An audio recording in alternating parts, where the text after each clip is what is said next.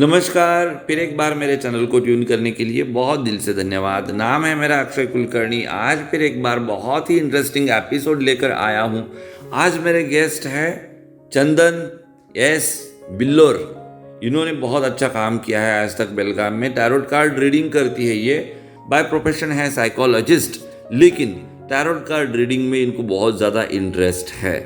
आज के मेरे पॉडकास्ट में मैंने इनसे जो बात करी है, इनमें मैंने कई अहम सवाल इनसे करे थे, जैसे कि प्रलय कब आएगा 2026 में या फिर 2047 में, पूरी धरती डूब तो नहीं जाएगी, और उसके बाद इजराइल पैलेस्टाइन के बीच में जो युद्ध हो रहा है उसमें कौन जीतेगा, अभी जो वर्ल्ड कप चल रहा है इस वर्ल्ड कप की मैच क्या भारत जीत पाएगा।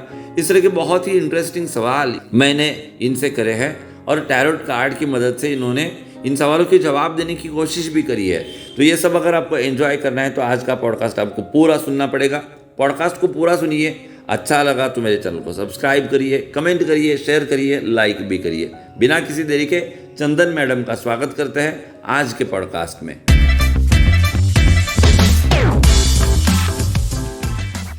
आज का जो मेरा पॉडकास्ट है बहुत स्पेशल है, क्योंकि आज पहली बार जो आज हमारे गेस्ट है वो हमको डेमोन्स्ट्रेट करके भी दिखाएंगे कि टैरोट कार्ड जो है कैसे काम करते हैं। तो बिना किसी देरी के सबसे पहले आज के हमारे गेस्ट का मैं स्वागत करता हूं। Madam, thank you very much आज के पॉडकास्ट में आने के लिए।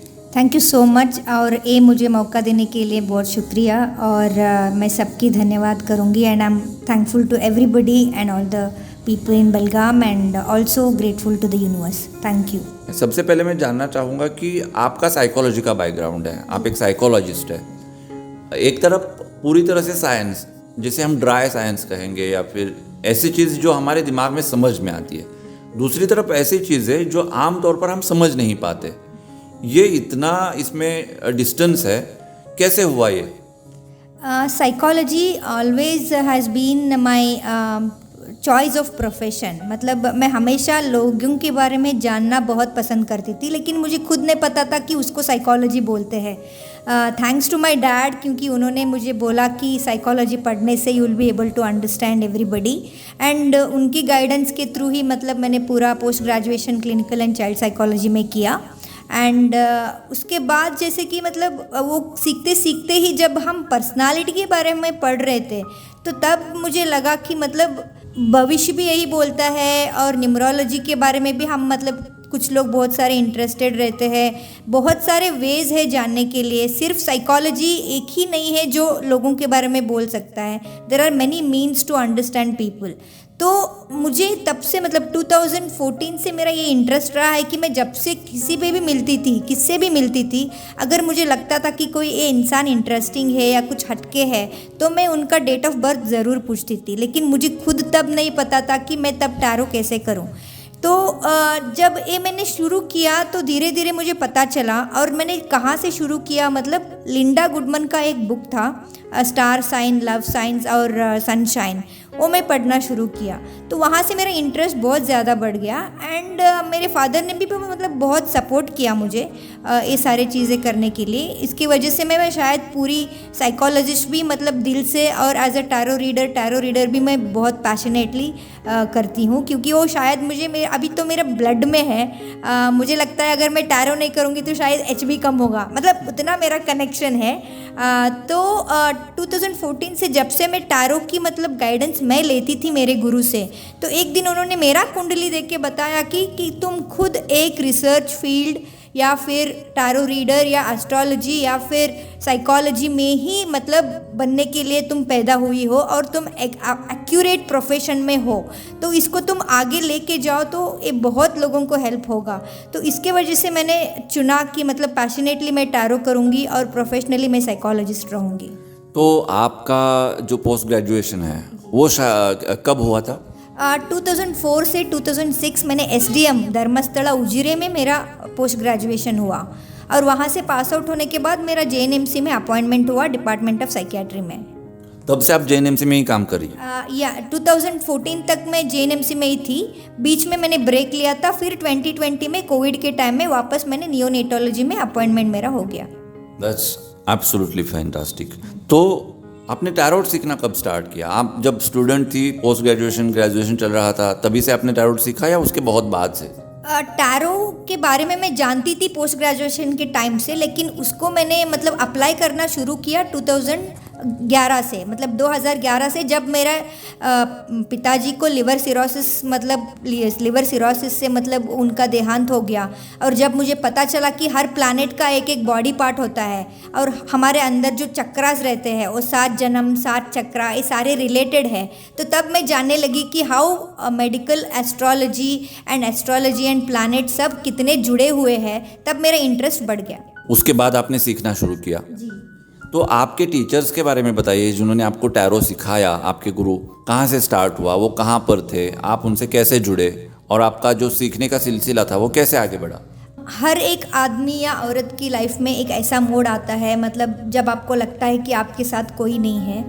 हर किसी के लाइफ में स्ट्रेस ज़रूर आता है, तो मेरे भी लाइफ में ऐसा एक मोड़ आया जब मैं इस एंजल से मिली। मतलब उनका नाम है नैन्सी शर्मा, जो दिल्ली से है, and she is my teacher and my guru. She definitely understood. मतलब तब मेरे पास मतलब रहने के लिए जगह भी नहीं था, जॉब नहीं था, और पूरा मतलब I was very much devastated and I didn't know what to do. So I contacted her through Facebook to take a reading for tarot. मतलब मैं खुद के लिए टैरो लेने के लिए उनको मैंने कनेक्ट किया। And then she said that you are very eligible to learn this, because आपकी कुंडली इतनी अच्छी है, मतलब आप ये कर सकते हो।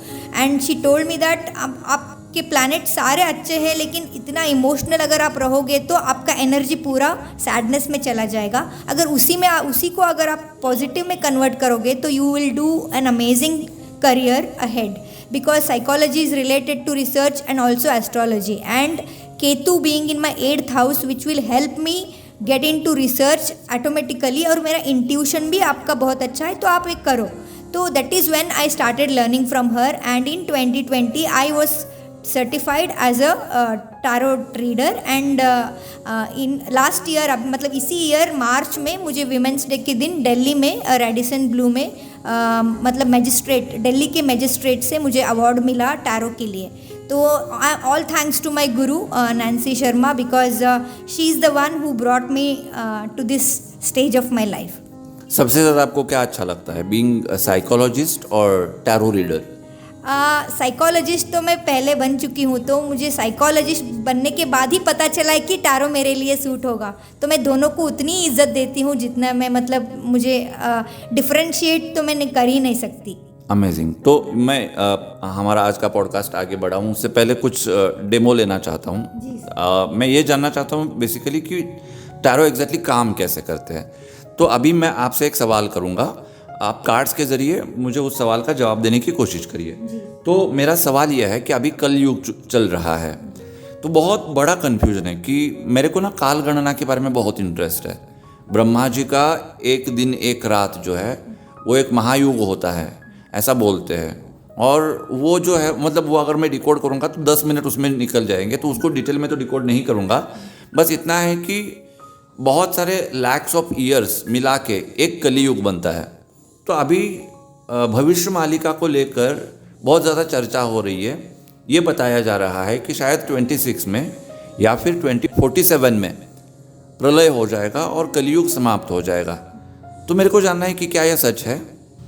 अगर मैं कार्ड के हिसाब से देखूँ, मतलब देखो पहले भी बोला था कि मतलब 1999 में पूरा दुनिया निकल जाएगा, लेकिन सबका अलग अलग नज़रिया होता है या फिर परसेप्शन होता है, और किस लिए बोलते हैं। कुछ लोग अटेंशन गेन करने के लिए कोई भी न्यूज़ दे देते हैं, लेकिन ये सब छोड़ के अगर मैं जो प्रेजेंट सिचुएशन बोलना चाहूँ तो ये सारे चीज़ें हैं ना, एक्चुअली टेक्नोलॉजी ने ओवरटेक किया है, और जितना हम नेचर से भाग रहे हैं उतना ही हम तकलीफ़ में पड़ रहे हैं। और जितना हम नेचर से जुड़ेंगे, और जो समझो अगर एक दुनिया में मतलब ब्रह्मांड में 70% पानी है, उतना ही पानी हमारे शरीर के अंदर भी है। और जब किसी का जनन होता है वो पानी में ही होता है, क्योंकि माँ के कोख में पानी होता है। और जब किसी का मरण होता है उनके भी अस्थि हम पानी में ही छोड़ते हैं, उसी को हम मुक्ति बोलते हैं। तो मैं इसी बात पे विश्वास रखूँगी कि जितना हम जुड़े हुए हैं नेचर से उतना ही हम कनेक्टेड रहेंगे। ऊपर वाला से सबसे बड़ा तो कोई है नहीं।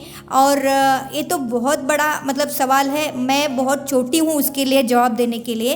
लेकिन फिर भी मैं ये बोलना चाहूँगी कि अगर हमारे सोच, हमारे ख्याल और हमारे इंटेंशंस अगर अच्छे हैं तो हम अच्छे रिजल्ट्स डेफिनेटली हमारे क्लाइंट्स को भी दे सकते हैं और खुद हमारे कर्मा को हम अच्छे बना रहे हैं। अगर मैं किसी को बुरा करूँगी या कुछ गलत बोलूँगी तो मेरा खुद कर्मा मेरा वापस मुझे नहीं छोड़ेगा। जी, बहुत बढ़िया। तो एक बार हम रीडिंग करके देखेंगे। बिल्कुल। तो आपका क्या सवाल है? आप अगर जनरल सवाल पूछना चाहेंगे तो मेरा सवाल चेंज करूँ मैं या? जी आप, क्योंकि वो तो बहुत वास्ट सवाल है। अच्छा, ओके।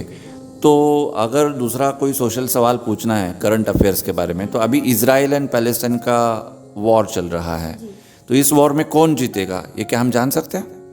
अगर मैं कार्ड ओपन करके देखूँ तो दोनों में मतलब देखो लड़ाई तो होनी ही है, बिकॉज देखो कुछ प्लैनेट्स ऐसे होते हैं जब उनका संधि होता है या फिर मिलन होता है, अगर वो दोनों एक दूसरे से अगेंस्ट है तो झगड़ा तो होना ही है। तो मैं ये नहीं चाहूँगी कि झगड़ा हो, अगर जो होना ही है तो उसको तो हम रोकने वाले कोई नहीं होते हैं। अगर हो रहा है तो डेफिनेटली, अगर पहले जो देश आपने जो बोला तो वो शायद मुझे नहीं लगता कि वो जीतेगा। तो अगर ये हो गया, लेकिन थर्ड वर्ल्ड वॉर भी मतलब हो सकता है। ओके, तो जब मैंने ये सवाल आपसे किया तो आपने 2 कार्ड्स निकाले, लेकिन वो बहुत रैंडमली निकाले थे, आपने रैंडमली निकाले थे ना, लेकिन फिर भी उसमें से जवाब आ गया। तो ये एग्जैक्टली काम कैसे करता है? Very mystical. हाँ, मिस्टिकल तो है, because it all depends on law of attraction and intuition as I told you. And also हमारा जो ट्यूनिंग रहता है कार्ड के साथ, समझो अगर आप कोई और ज्योतिषी के पास जाओगे, उनका एक अलग स्टाइल होता है और उनका एक रेजोनेशन होता है। उनके हर कोई ज्योतिष उनका एक खूबियाँ है उनके इसमें, मतलब जैसे वो बोलते हैं, मतलब हर कोई सेम नहीं है। तो हम भी जब एक टैरो सीखते हैं, जब हम ओथ लेते हैं, जब हम प्रमाण वचन लेते हैं कि हम इसके साथ कुछ गड़बड़ नहीं करेंगे या किसी के लाइफ के साथ नहीं खेलेंगे, उसी के हिसाब से हम उनके साथ रेजोनेट भी करते हैं। तो हम रैंडमली जो हमारा मतलब इंट्यूशन बोलता है कि एक कार्ड हम पिक करें तो हम वही कार्ड पिक करते हैं और उसमें से हमें जवाब मिल जाता है। तो जैसे आपने पूछा था ये 2 देश के बारे में, अगर ड्यूरेशन भी अगर मैं बोलूँ तो 2 महीने में पता चल जाएगा कि हाल क्या होगा दोनों देशों में। तो आज के 2 महीनों के बाद में पिक्चर क्लियर हो जाएगा। जी बिल्कुल, 2 महीने में आपको पता भी चलेगा कि क्या होगा, वो न्यूज़ में आपको पता भी चलेगा। तो ये कैसे आपको पता चला? मैं मतलब सामने देख रहा हूँ कि कार्ड के ऊपर तो ऐसा कुछ भी नहीं लिखा हुआ है। कार्ड के ऊपर कुछ लिखा हुआ तो है नहीं, लेकिन हर कार्ड का एक मीनिंग होता है और हर कलर एक प्लैनेट्स को इंडिकेट करता है। और वहाँ पे सोर्ड्स है, सोर्ड्स मतलब it's a sign of fighting, sign of destroying. So ये सारी चीज़ें जो आपके सवाल पूछे हैं तो उसके लिए रिलेट भी हो रहे हैं। तो और यहाँ पे एक आदमी है जिन्होंने आँख बंद किया हुआ है, तो खुद उनको नहीं पता कि कौन जीतने वाला है कौन हारने वाला है, लेकिन लड़ तो रहे हैं। सो एक सिचुएशन बता रहा है, तो सिचुएशनल कार्ड के हिसाब से मैंने आपको जवाब दे दिया, क्योंकि कार्ड पे मुझे वो दिख रहा है। मैं हो सकता है कि आपको लगेगा कि बहुत बेहुदा सवाल पूछ रहा हूँ, लेकिन बेसिक से मेरे को शुरुआत करनी पड़ेगी और मेरे को जानना पड़ेगा, इसलिए मैं सवाल कर रहा हूँ। अभी नेक्स्ट क्वेश्चन की ओर हम बढ़ते हैं और आप मुझे बताइए कि वो क्वेश्चन जो है वो एलिजिबल है या नहीं। क्वेश्चन ये है कि अभी वर्ल्ड कप चल रहा है, वेरी सिंपल, कौन जीतेगा? बहुत सारे मतलब टीम्स है और हर कोई टीम जीतना ही चाहेगा। और हमें ये भी जानना बहुत ज़रूरी है कि मतलब ऐसे ही जनरली नॉर्मली नेचुरली जीतना एक अलग चीज़ होता है और हमें ये भी पता है कि फिक्सिंग भी होता है। तो इधर मैं नहीं बता सकती कि फिक्सिंग हुआ है या नहीं हुआ है, कोई जीतेगा, कौन जीतेगा, कोई नहीं जीतेगा, तो ये हमें नहीं पता। लेकिन हम तब तो ज़रूर बोल सकते हैं, क्योंकि यहाँ पे तो बहुत सारे टीम्स है, जब ये फाइनल में आएगा या सेमीफाइनल में आएगा और हमारे पास ऑप्शन रहेगा, क्योंकि टैरो के लिए स्पेसिफिक होना बहुत ज़रूरी है। ऑलराइट, तो क्वेश्चन को मैं स्पेसिफिक कर देता हूँ। इंडिया वर्ल्ड कप जीत पाएगा कि नहीं 2023 का? मतलब इंडिया एलिजिबल वर्ल्ड कप के लिए होगा या नहीं होगा, ये आपका सवाल है। जीतेगा या नहीं वर्ल्ड कप? मेरे हिसाब से 50-50 चांस है, क्योंकि सोड का कार्ड फिर से है और कंपटीशन बहुत ज़्यादा दिख रहा है। अगर आउटकम भी मैं देखना चाहूँ तो 90% there is a chance that India might win. Okay, amazing.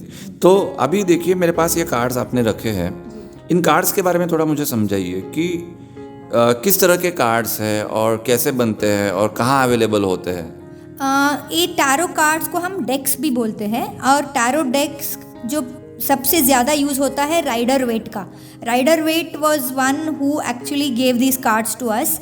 और ये कार्ड्स 78 होते हैं इन नंबर और उसमें 5 एक्चुअल नेगेटिव कार्ड्स होते हैं और 73 जो कार्ड्स होते हैं अलग अलग चीज़ों को दर्शाता है। इसमें हम 4 ग्रुप करते हैं, जैसे कि सोर्ड्स होते हैं वो डेज को दर्शाता है, कप्स होता है वो मंथ्स को दर्शाता है, और पेंटिकल होता है वो जो साल को दर्शाता है, और वॉन्ड्स होता है वो वीक्स को दर्शाता है।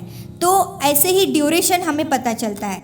लेकिन इसके साथ साथ कप्स हमें इमोशंस के बारे में बोलता है, सोर्ड्स हमें मतलब डिफेंसिव के बारे में बता देता है, और वॉन्ड्स हमारे करियर के बारे में बता देता है, और जैसे मैंने बोला कप्स इमोशंस के बारे में बोलता है, और पेंटिकल जो होता है वो हमें पैसे के बारे में बोलता है।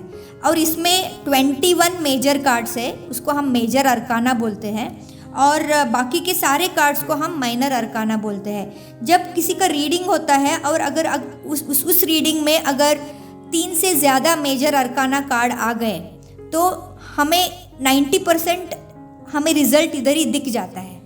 जैसे कि सर ने हमें पूछा कि वर्ल्ड कप के बारे में, वर्ल्ड कप के बारे में विशमैन का कार्ड आया। विशमैन का कार्ड है मतलब 9 ऑफ कप्स। 9 ऑफ कप्स जब आता है तो मतलब सारे इंडियंस चाहते हैं कि वर्ल्ड कप इंडिया ही जीते, इसका ये मीनिंग है। और जब ये कार्ड आया और सबका उसमें अगर क्या बोलते हैं, अगर अट्रैक्शन उसी पे ज़्यादा है तो डेफिनेटली ये टीम को ज़्यादा मोटिवेट करके मतलब वो ज़्यादा 90% कोशिश करेंगे कि वो भी जीत जाए। तो ऐसे एक काम करता है। बहुत समझने वाली चीज़ है और बहुत डेप्थ में जाना पड़ेगा, पेशेंस रखने पड़ेंगे। ये अगर किसी को ख़रीदना है तो कहाँ पे मिलेंगे और इसका प्राइस क्या होता है? एक्चुअली ऑफलाइन और ऑनलाइन दोनों जगह मिलता है, लेकिन बेलगाम जैसे जगह में ये ऑनलाइन मिलता नहीं है। लेकिन मैंने सपना बुक हाउस में रिक्वेस्ट किया है इसको अवेलेबल करने के लिए, क्योंकि हर मूनलाइट, हर फुल मून डे को हम इसको चार्ज करते हैं। एक कपड़ा बिछा के मूनलाइट के अंदर चार्ज के, जैसे कि हम नहाते हैं उसको हमें क्लीन करना पड़ता है, क्लेंस करना पड़ता है, क्योंकि जो भी हमारे पास आते हैं कुछ एनर्जी लेके आते हैं। और हर किसी का एनर्जी मतलब हैवी, मतलब किसी का हैवी एनर्जी रहता है, किसी का लाइट एनर्जी रहता है। तो हर बार हैवी एनर्जी अगर आ गया तो हमें भी इफ़ेक्ट करता है। तो हर रीडिंग के बाद हम डी क्लटरिंग करते हैं, मतलब हम खुद को एक ट्रायंगल में डाल के हम हमारे एनर्जी को कट कर देते हैं ताकि हम पूरे फिर से नए रीडिंग को रेडी हो जाए। तो ये कार्ड्स अवेलेबल ऑनलाइन भी रहेंगे। और मैं यही बोलना चाहूँगी, जब तक आप कार्ड के बारे में जानते नहीं तब तक खरीदो मत, क्योंकि हम इनको इंसान की तरह ही ट्रीट करते हैं। क्योंकि वो हम अगर वो हमें जवाब दे रहे हैं, हमें वो सोल्यूशन दे रहे हैं हमारे लाइफ के लिए, तो उनको उतनी ही इम्पोर्टेंस मिलनी चाहिए जितनी एक इंसान को मिलती है। तो I would suggest, if you are going for this cards, make sure you already know the reading and then you can go for this, and Rider Waite is the best card to buy. लेकिन अगर कोई सीखना चाहेगा तो क्या आप सिखाती है, क्लासेस लेती हैं? बहुत अभी तक तो बहुत लोग मुझे पूछे हैं कि मैं सिखाती हूँ या नहीं, लेकिन जैसे कि मेरा 9 to 5 जॉब है तब तो मैं टैरो नहीं करती। जब घर आती हूँ तो ऑलरेडी 2-3 लोग वेट करते रहते हैं टैरो के लिए, तो 8 बजे तक मेरा रीडिंग ही हो जाता है। तो उसके बाद सिर्फ संडे एक दिन मिलता है, तो I don't know when and how I will be able to give time for classes. तो अगर कोई बेलगाम का है और उसको सीखना है तो कैसे सीखेगा? क्या इसके भी ऑनलाइन कोचिंग्स वगैरह होते हैं?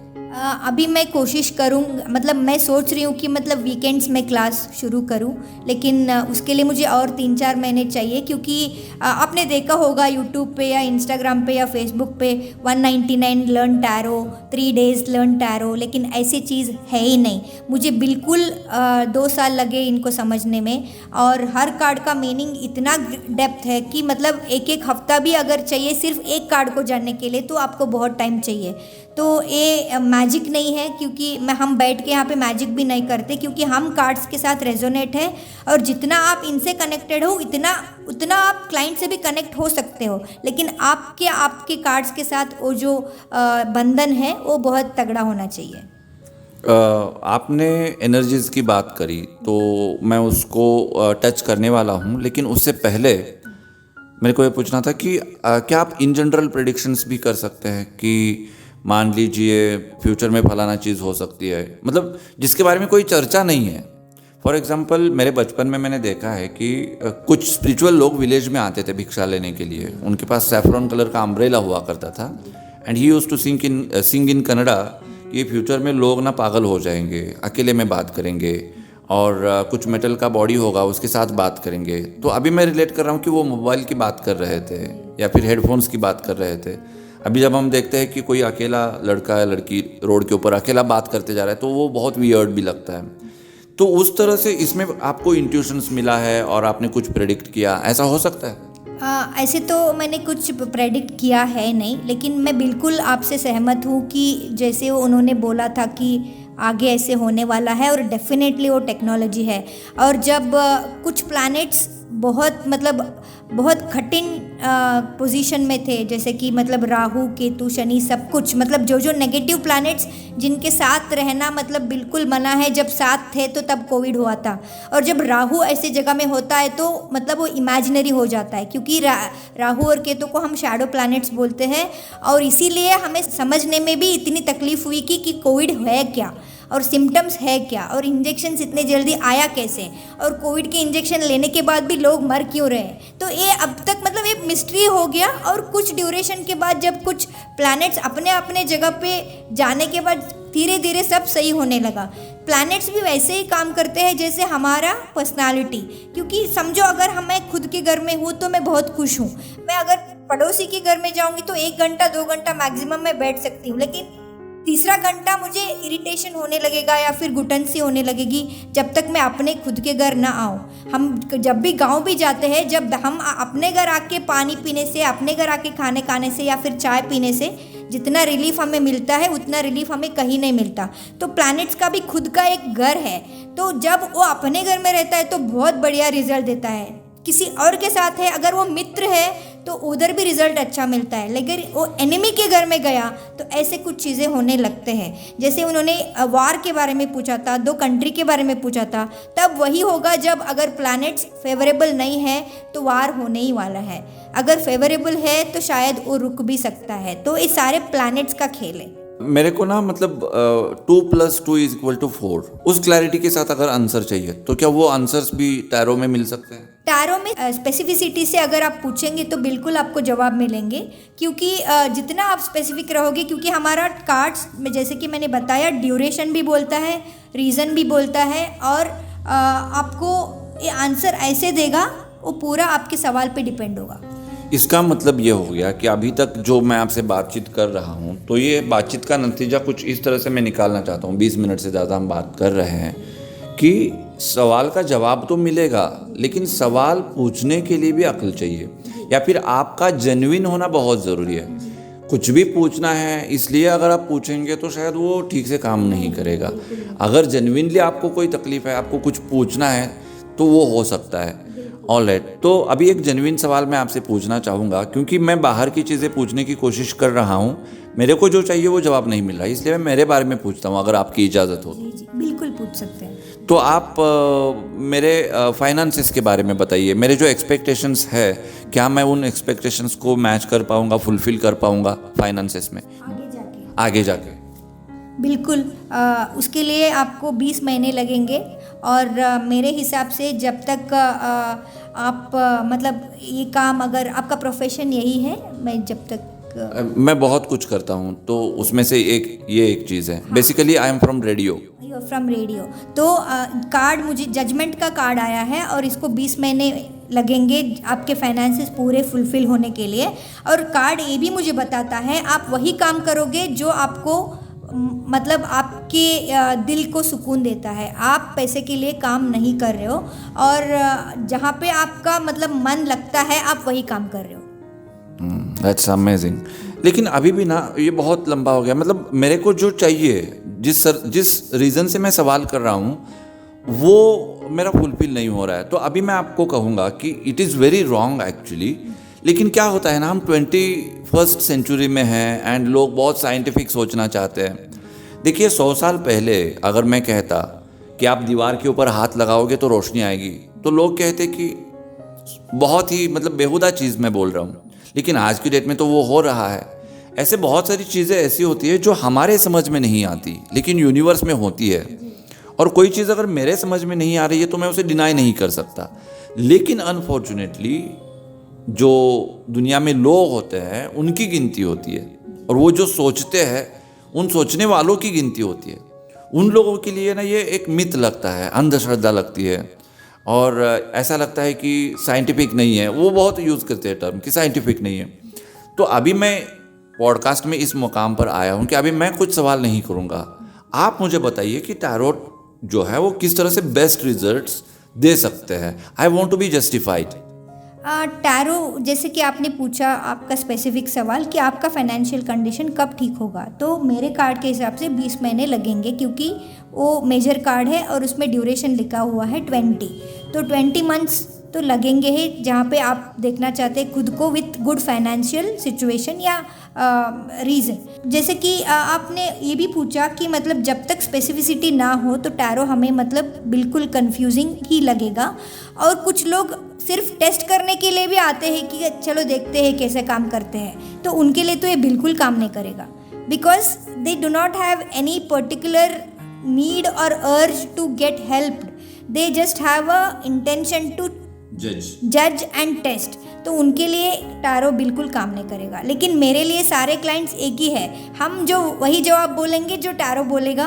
टैरो के ज़रिए जो हम सिर्फ एक मोड है, लेकिन मेन कार्ड्स ही है, लेकिन मेरे सामने जो बैठे हैं उनका एनर्जी मेरा एनर्जी जब कार्ड में मर्ज होता है वही जवाब निकलता है।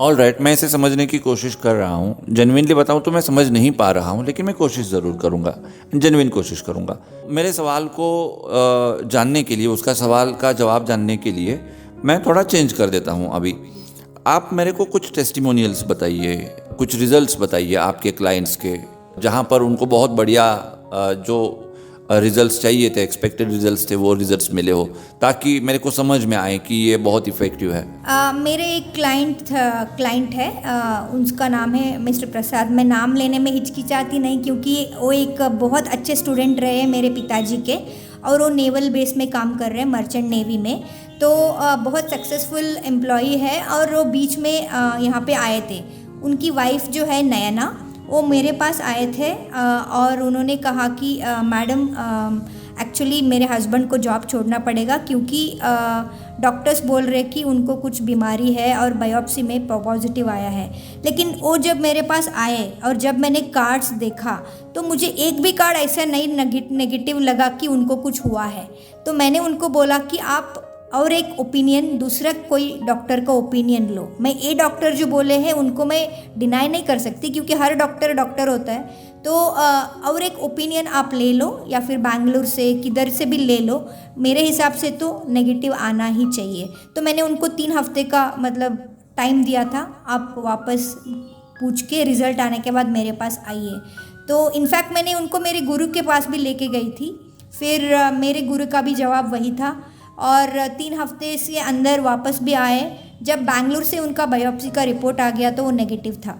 और एक रिज़ल्ट है जो हम प्रेडिक्ट किए थे। और एक रिज़ल्ट, और एक बहुत इम्पॉर्टेंट सा क्लाइंट था, वो मतलब बेलगाम में काम कर चुके हैं आर्म फोर्स में, और यहाँ पे उनका पोस्टिंग हुआ था, और एक्चुअली वो वेस्ट बंगाल के ही थे। तो उनको रानी मुखर्जी का घर खरीदना था, रानी मुखर्जी का घर खरीदना था, और 27 बायर्स थे, 27 बायर्स। अगर समझो वो मेरे पास आए हैं टैरो के लिए, बाकी के 26 भी मतलब किसी और के पास भी गए होंगे, तो उन्होंने बोला कि ऐसा कुछ रेमेडी है क्या जो मैं कर सकता हूँ कि वो घर मुझे मिले। तो मैंने उनको बोला कि आपको सिर्फ पॉजिटिव रहना है, प्लस आप वो पिक्चर, रानी मुखर्जी का जो घर का पिक्चर है, आपके बेडरूम के सामने लगाओ, ठीक है, और उसके पीछे एक विश लगा के रखो कि ये घर मेरा है और मैं इसको ओन कर रहा हूँ। तो बस सिर्फ ये आप उन्होंने किया 3 महीने के लिए। मैंने उनको 90 डेज़ का टाइम दिया था, क्योंकि एज़ पर कार्ड्स हमें ड्यूरेशन बताना होता है। और लास्ट ईयर ने उन्होंने मुझे मैसेज किया कि उन्होंने वो घर खरीद लिया। उसका मेक इन बेलगाम में मैंने वीडियो भी डाला है और ऑडियो भी डाला है, क्योंकि उन्होंने मुझे बहुत अच्छा फीडबैक दिया था।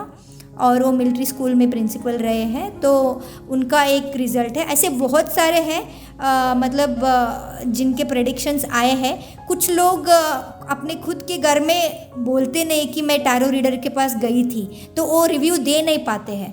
तो इसके वजह से मैं सारे लोगों के रिव्यूज़ यहाँ पे बता नहीं सकती। कुछ चीज़ें कॉन्फिडेंशियल मुझे भी प्रोफेशनली मेंटेन करना पड़ता है, लेकिन जिनका भी मैंने अभी बताया तो उनके परमिशन ऑलरेडी मुझे है कि मैं बता सकूँ, तो इसलिए मैंने उनका नाम लिया है। अभी आपको बहुत उल्टे सीधे क्लाइंट्स भी आते होंगे, बहुत मतलब जो नेगेटिव चीज़ों में डील करते हैं, जैसे कि कोई एक्स्ट्रा मैरिटल अफेयर कर रहा हो, बहुत सारी चीज़ें होती हैं। उन क्लाइंट्स को आप कैसे हैंडल करती हैं? देखो, जब वो आते हैं तो पहले हमें उनका एनर्जी तो हमें ऑटोमेटिकली पता चल ही जाता है, क्योंकि हैवी लगता है अगर नेगेटिव है तो। अगर आदमी साफ़ है, पूरा इंटेंशंस उनके बहुत क्लियर है और बहुत इनोसेंट है, तो हमें वो भी पता चल जाता है। और हमें ये भी पता चल जाता है कि अगर उसका एक्स्ट्रा मैरिटल है तो क्यों है, और अगर सच में उनकी प्रेजेंट मैरिज उनको अगर तकलीफ़ दे रहा है और वो जेन्युइन भी है, तो हम उनको गाइड करेंगे।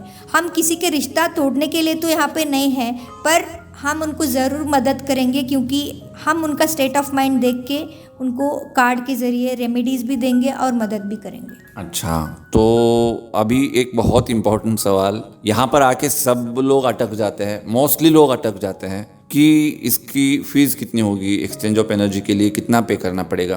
क्योंकि जब ये लोग मेरा पॉडकास्ट सुनेंगे, जितने भी लोग सुनेंगे, उनके मन में सबसे पहला क्वेश्चन यही आया होगा कि मेरे को जाना है, लेकिन कितने पैसे लेते हैं पता नहीं। क्या आप इस सवाल को एड्रेस कर पाएँ? जी बिल्कुल। मैं कुछ छुपाना तो नहीं चाहती। जिस दिन से मैंने स्टार्ट किया है उस दिन से उसको स्टार्टिंग में मैंने उसको 999 रखा था 10 सवाल के लिए विथ रेमेडीज़। और हमारे रेमेडीज़ कुछ पूजा के लिए नहीं होता या फिर कुछ फिंगरिंग के लिए नहीं होता है। हमारे रेमेडीज़ सारे किचन ओरिएंटेड रहते हैं, क्योंकि वो जो पंचतत्व और पंचभूता है उस पर हम बहुत बिलीव करते हैं। स्पेशली मैं और मेरे गुरु जो प्लैनेट्स पे बिलीव करते हैं, क्योंकि हर टैरो रीडर अलग तरीके से काम करता है और उनके गुरु के हिसाब से या टीचिंग के हिसाब से काम करते हैं। हम ये मानते हैं अगर कोई जो भी अफोर्ड नहीं कर पाता है 3 तोले का मंगलसूत्र, तो वो हल्दी का घाटी पहनेगा और वही उतना ही काम करेगा जितना मंगलसूत्र करेगा। इनफैक्ट नेचुरली पहले जब शादी होता है तो पहले 3 गांठ जो बांधते हैं वो हल्दी के धागे से ही बांधते हैं, उसको हम गठबंधन बोलते हैं। तो ऐसे चीज़ों में हम बहुत बिलीव करते हैं और हमारे रेमेडी सारे किचन ओरिएंटेड है। और अभी मेरा फ़ीस 1 रुपये बढ़ गया है 1000, क्योंकि एज़ पर न्यूमरोलॉजी मुझे टोटल उसको 1 करना था, तो एज़ पर माई गुरुज़ एडवाइस मैंने उसको 1000 ही रखा है। और स्टार्टिंग में मेट्रोज़ में बहुत ज़्यादा है। मैं ये नहीं बोलूँगी कि मैं कंपेयर कर रही हूँ, लेकिन जब तक एनर्जी एक्सचेंज नहीं होता ना, उसका वैल्यू भी नहीं होता है। और जितना एनर्जी हम डाल रहे हैं, क्योंकि अगर कुछ लोग यहाँ आके रीडिंग लेते हैं, कुछ लोग फ़ोन पे भी रीडिंग लेते हैं, क्योंकि मेरा फर्स्ट क्लाइंट जो था वो सिडनी से था, तो मुझे ऑनलाइन ही लेना पड़ा और उनके लिए भी फ़ीस सेम है। बिकॉज वो आउट ऑफ इंडिया से है तो फीस मेरा बढ़ेगा तो नहीं है, सेम है फ़ीस।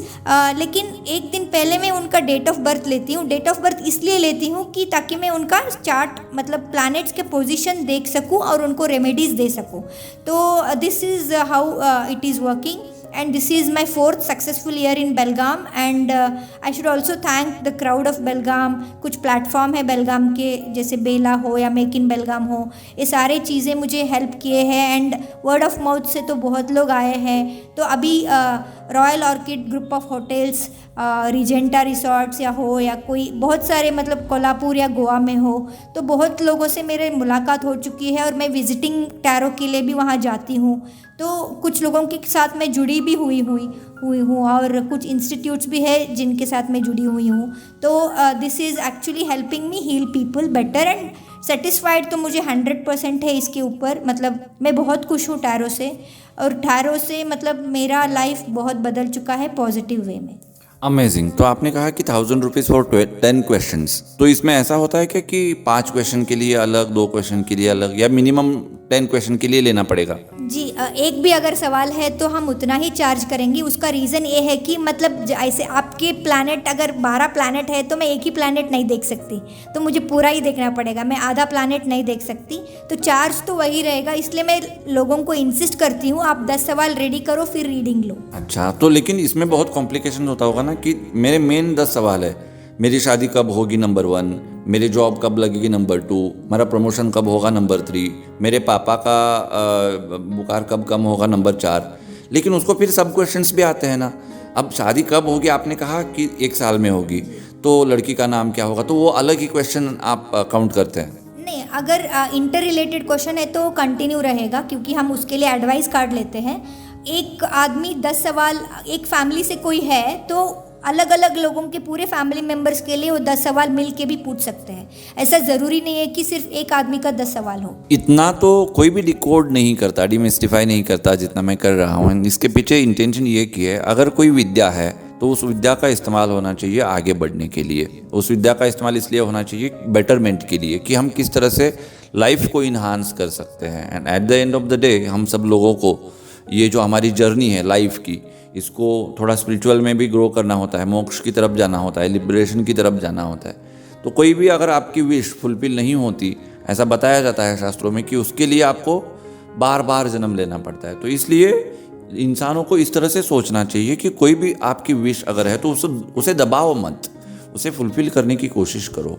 और अगर आप नहीं कर पा रहे हो तो किसी एनर्जी का आप सहारा ले सकते हो, गाइडेंस ले सकते हो। तो इसलिए मैंने ये कोशिश करी थी। बेलगाम में अगर कोई चाहता है, बेलगाम से बाहर भी अगर कोई चाहता है कंसल्टेशन के लिए, तो वो मैम को कांटेक्ट कर सकते हैं। मैम, अगर आपकी इजाज़त हो तो मैं आपका नंबर डिस्क्रिप्शन में देना चाहूँगा। बिल्कुल आप दे सकते हैं। और वैसे ही मतलब बहुत सारे लोगों का नंबर, मतलब मुंबई, हर जगह से, मतलब इंडिया में आप कोई भी प्लेस चूज़ करो, हर कोई शहर से मतलब मेरे क्लाइंट्स हैं। और अब तक शायद 8 कंट्री से मेरे लोग जुड़े हुए हैं। दुबई, कुवैत, कतार, Sydney, Australia, Melbourne, US, Canada. तो बहुत हर जगह से मतलब लोग ऑनलाइन से भी लेते हैं। इनफैक्ट वहाँ पे तो टैरो बहुत चलता है। वहाँ पे तो ज्योतिषी या मतलब एस्ट्रोलॉजर नहीं होते, वहाँ पे तो सिर्फ टैरो रीडर ही होते हैं।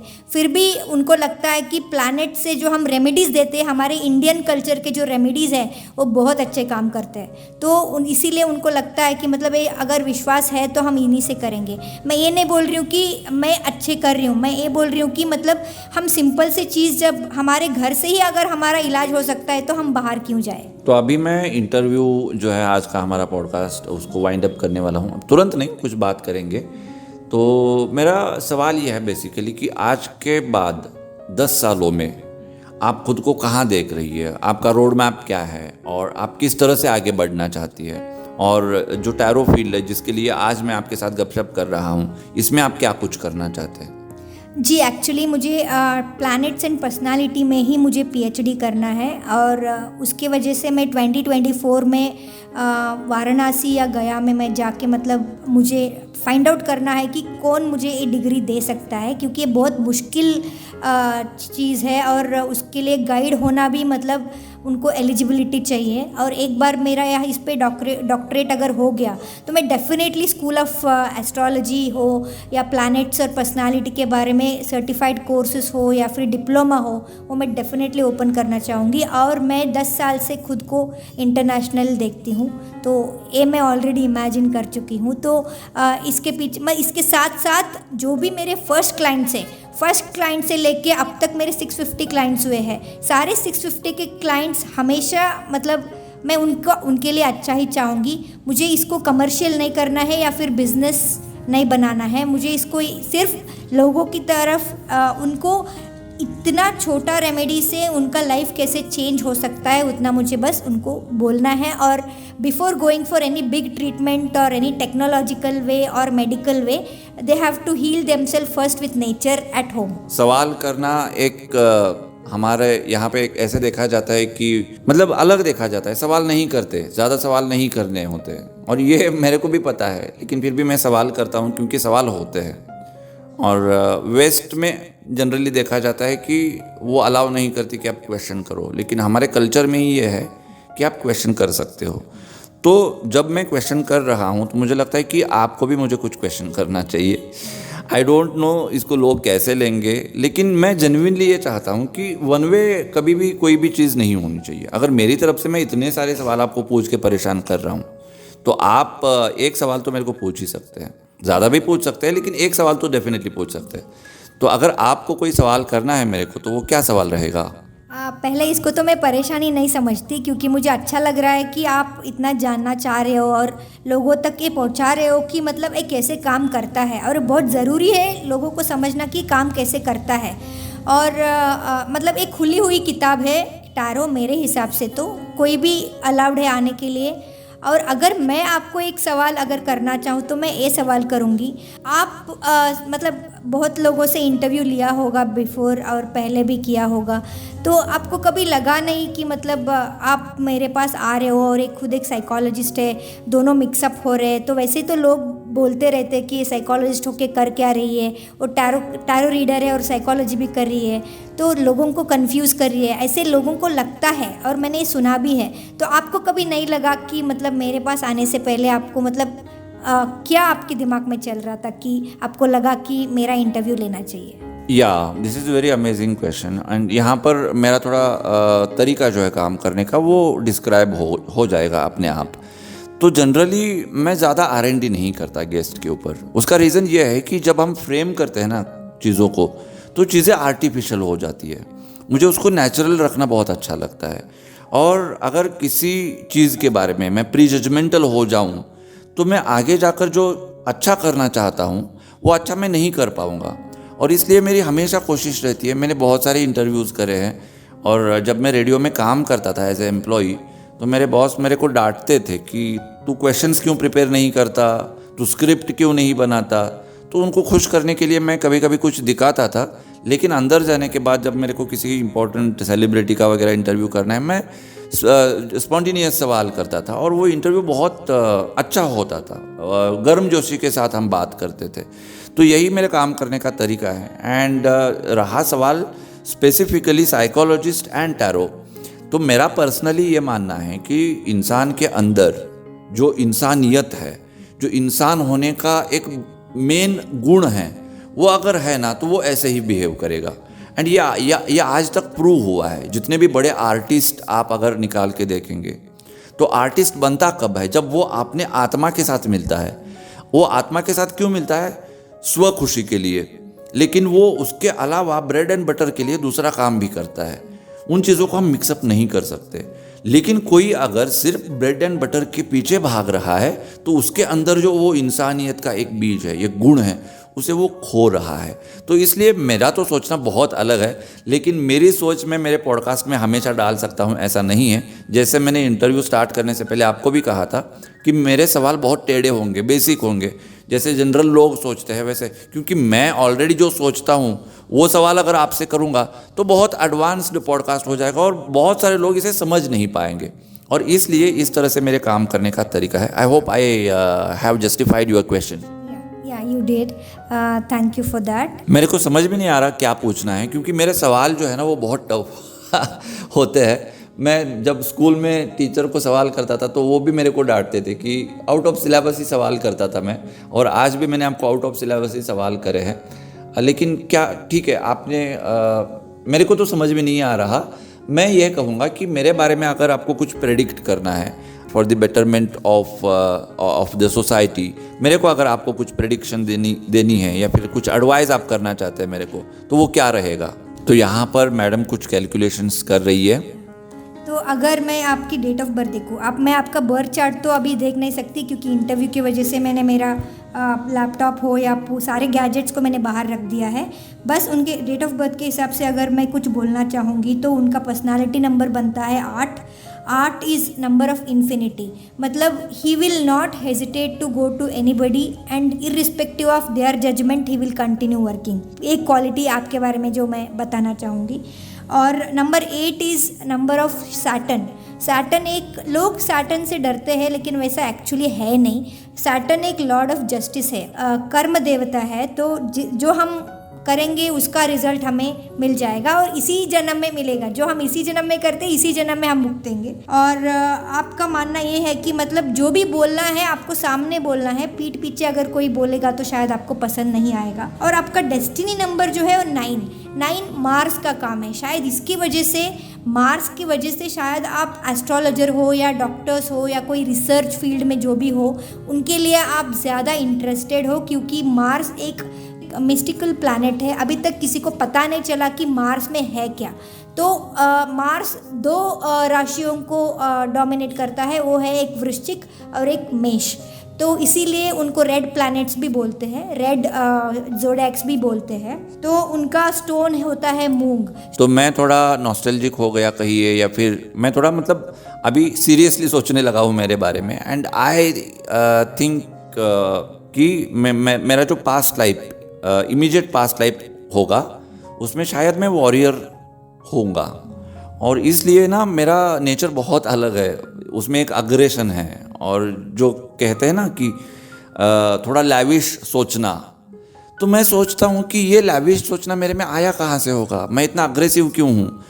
वो इसलिए मेरे दिमाग में सवाल आता है क्योंकि मेरी प्रेजेंट सिचुएशन वैसी नहीं है। ऐसा नहीं है कि मेरे पापा बहुत बड़े अमीर इंसान हैं और अमीर बाप का बेटा हूँ और सब मेरे को जायदाद मिली है, या फिर मेरे पास बहुत बड़ी डिग्री है। ऐसा कुछ भी नहीं है मेरे पास कि जिसकी वजह से मैं घमंड करूं, लेकिन फिर भी मैं थोड़ा घमंडी हूं। तो मैं इसका रीज़न जानने की कोशिश करता हूं, तो मैं वहां पे जाता हूं। और अगर मेरा बैकग्राउंड उस तरह से होगा तो मैंने बहुत सारे ब्लंडर्स भी किए रहेंगे। एंड तभी मैं 17 पे मैंने बर्थ लिया है। 17 यानी खतरा होता है, ये मैं रियलाइज़ भी करता हूँ। वो बहुत अच्छे से घुमाता है 8 जो है ना, और एक बार अगर वो घुमाने लगेगा ना तो इस तरह से घुमाता है कि मतलब समझ में नहीं आता, इंसान परेशान हो जाता है। लेकिन थोड़ा मेरे को इस चीज़ का सेंस भी है, तो इसलिए मैं डरता नहीं, परेशान नहीं होता हूँ। इट्स ऑल राइट, कंपनशिएट करना है मेरे को, मेरा जो अकाउंट है उसको नील करना है, सो दैट मेरा जो लिबरेशन का आगे का पाथ है वो मैं सुकर कर सकूँ। सो यहाँ पर मेरे को आपको ही थैंक्स बोलना पड़ेगा कि you made me talk about my self. इस तरह से तो मैंने आज तक मेरे पॉडकास्ट में कभी बात नहीं करी है। Thank you so much, my pleasure. Okay, तो लास्ट में टैरो के लिए एक सवाल कर सकता हूँ क्या? अभी आपने मेरे पास्ट लाइफ के बारे में ये किया है, तो मैं ये पूछना चाहूँगा कि पास्ट लाइफ में मेरा पास्ट लाइफ एग्जैक्टली क्या था? मेरे हिसाब से आपके पास्ट लाइफ के कर्मा में आपने बहुत कुछ मतलब अच्छा ही किया है, बुरा किया है ऐसे मैं बोल ही नहीं सकती, क्योंकि 6 ऑफ पेंटिकल्स का कार्ड है। 6 of pentacle cards actually live and let live को दर्शाता है, और आपने वो किया है। शायद आपको ऐसा लगता है कि आप एग्रेसिव हो, या फिर आपने कोई इन्फिनिटी के नंबर, अगर जैसे आपने बोला है घुमाता है, अगर उसी को अगर आप इन्फिनिटी समझोगे और पॉजिटिवली ले लोगे, शायद आपका लाइफ अपने आप बदलने लगेगा। तो मेरे हिसाब से आपका पास्ट बहुत अच्छा था। और अगर मैं और एक कार्ड लूँ फ्यूचर के लिए, तो भी आपका कार्ड बहुत अच्छा है, क्योंकि ये स्वॉर्ड ऑफ है, विक्ट्री है। मतलब पहले स्वॉर्ड है और बाद में विक्ट्री का कप है। मतलब इतना आपने जो भी एफर्ट्स डाला है अब तक, एंड में तो विक्ट्री होना ही है। और अगले 8 महीने में खुद आप खुद को मतलब एक बहुत अच्छे पोजीशन में देखोगे, और आप खुद आके मुझे बोलोगे कि मैं ऐसा हूँ। तो this is for sure. Amazing, ये बहुत ही अलग एक्सपीरियंस था मेरे लिए आज मैडम से बात करना। मैडम, आपने समय निकाला, इसलिए मैं बहुत दिल से आपको थैंक्स कहना चाहता हूँ। आपने मेरे को भी सवाल किया, मेरे बारे में भी बहुत कुछ बताया।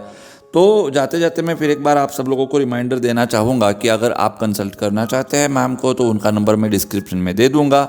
मोस्टली आप व्हाट्सअप करिए, क्योंकि मैम जॉब में बिजी रहती है, तो वो जब आपका मैसेज देखेंगी तो आपको कॉल बैक आ जाएगा। फिर मैं अगले पॉडकास्ट में आप लोगों से बातचीत करने के लिए आऊँगा नए गेस्ट के साथ में। तब तक आप सब लोग ख्याल रखिए खुद का, उनका भी ख्याल रखिए जिनसे आप मोहब्बत करते हैं। Love you all. वंदे मातरम, जय हिंद एंड नमस्कार।